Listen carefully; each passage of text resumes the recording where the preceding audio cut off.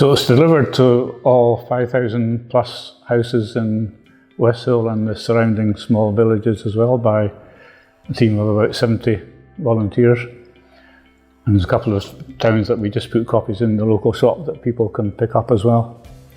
So that's worked quite well for a number of years. And basically all the costs are covered by the advertising, the strong demand for advertising. So there's actually more pages of adverts than there is articles. It generates a healthy surplus financially for the community council.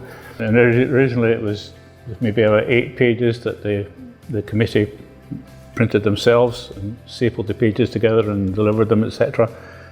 And obviously that, as Westhill grew, they had to get a professional printer to do it. So this is an example from 2001 where it's black and white except for a colour pages in the cover, and it's about 60 pages. Moving on to 2007, more glossy, got a batch of colour pages in the middle for adverts, and that's about 64 pages. And then up to now, we're more up to so the recent issue is 100 pages. We're now full colour throughout, yeah, we've actually just changed recently the business model for the Bulletin.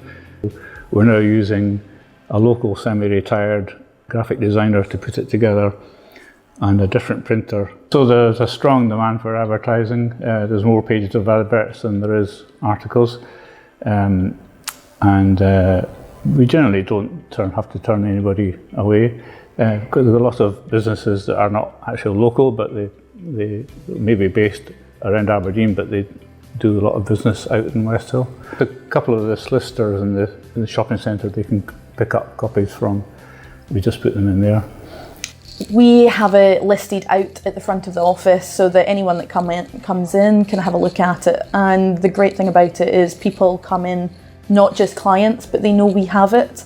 So they'll pop in, have a quick chat, take a bulletin away, and that's them. They know we have them and they can find them with us. We get a lot of community orientated business from it. We like to be out here, be based in the community. We like to keep it personal, and the Bulletin does that for us. I operate my business from home, so I don't have a shop front as such, and obviously there's social media and everything, but I do find that I can get my catchment area covered quite easily by just popping in an article in the Bulletin and follow up with my advert as well.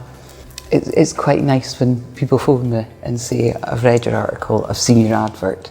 It makes it all worthwhile. There's a lot of different events, different things that are actually going on in the community, which then allows us to maybe participate or contribute to events that we maybe don't know is happening.